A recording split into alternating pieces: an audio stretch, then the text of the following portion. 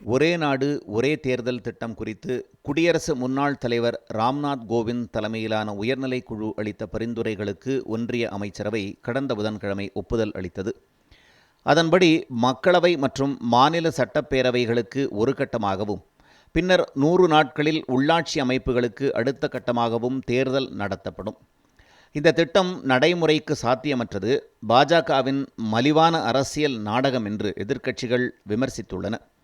இந்நிலையில் முன்னாள் தலைமை தேர்தல் ஆணையர் எஸ்.ஒய். குரேஷி வெளியிட்டுள்ள அறிக்கையில், ஒரே நாடு ஒரே தேர்தல் திட்டம் தொடர்பான பரிந்துரைகளில் பல குறைபாடுகள் உள்ளதாகவும், நாடு முழுவதும் 30 லட்சத்திற்கும் மேற்பட்ட பிரதிநிதிகளை தேர்வு செய்யும் உள்ளாட்சி தேர்தல் தனியாக நடத்தப்படும் என்ற பரிந்துரையானது ஒரே நேர தேர்தலின் சாராம்சத்துக்கு முற்றிலும் முரணாக உள்ளதாகவும் தெரிவித்துள்ளார்.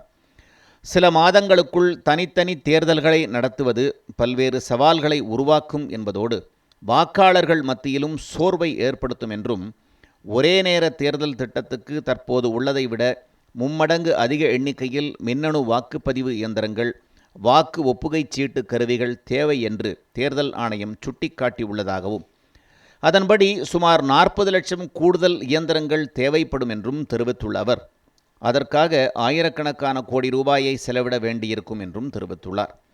மேலும் இத்திட்டத்தின் குறைபாடுகள் குறித்து நாடாளுமன்றத்தில் விவாதிப்பது அவசியம் என்றும் எஸ்.ஒய். குரேஷி தெரிவித்துள்ளார். ஒரே நாடு ஒரே தேர்தல் திட்டம் குறித்து குடியரசு முன்னாள் தலைவர் ராம்நாத் கோவிந்த் தலைமையிலான உயர்நிலைக் குழு அளித்த பரிந்துரைகளுக்கு ஒன்றிய அமைச்சரவை கடந்த புதன்கிழமை ஒப்புதல் அளித்தது. அதன்படி மக்களவை மற்றும் மாநில சட்டப்பேரவைகளுக்கு ஒரு கட்டமாகவும், பின்னர் 100 நாட்களில் உள்ளாட்சி அமைப்புகளுக்கு அடுத்த கட்டமாகவும் தேர்தல் நடத்தப்படும். இந்த திட்டம் நடைமுறைக்கு சாத்தியமற்றது, பாஜகவின் மலிவான அரசியல் நாடகம் என்று எதிர்க்கட்சிகள் விமர்சித்துள்ளன.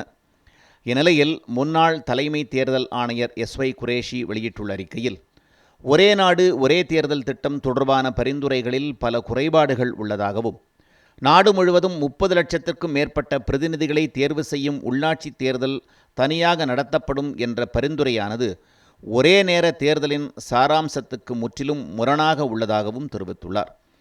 சில மாதங்களுக்குள் தனித்தனி தேர்தல்களை நடத்துவது பல்வேறு சவால்களை உருவாக்கும் என்பதோடு வாக்காளர்கள் மத்தியிலும் சோர்வை ஏற்படுத்தும் என்றும், ஒரே நேர தேர்தல் திட்டத்துக்கு தற்போது உள்ளதை விட மும்மடங்கு அதிக எண்ணிக்கையில் மின்னணு வாக்குப்பதிவு இயந்திரங்கள், வாக்கு ஒப்புகைச் சீட்டு கருவிகள் தேவை என்று தேர்தல் ஆணையம் சுட்டிக்காட்டியுள்ளதாகவும், அதன்படி சுமார் 40 லட்சம் கூடுதல் இயந்திரங்கள் தேவைப்படும் என்றும் தெரிவித்துள்ள அவர், அதற்காக ஆயிரக்கணக்கான கோடி ரூபாயை செலவிட வேண்டியிருக்கும் என்றும் தெரிவித்துள்ளார். மேலும் இத்திட்டத்தின் குறைபாடுகள் குறித்து நாடாளுமன்றத்தில் விவாதிப்பது அவசியம் என்றும் எஸ்.ஒய். குரேஷி தெரிவித்துள்ளார்.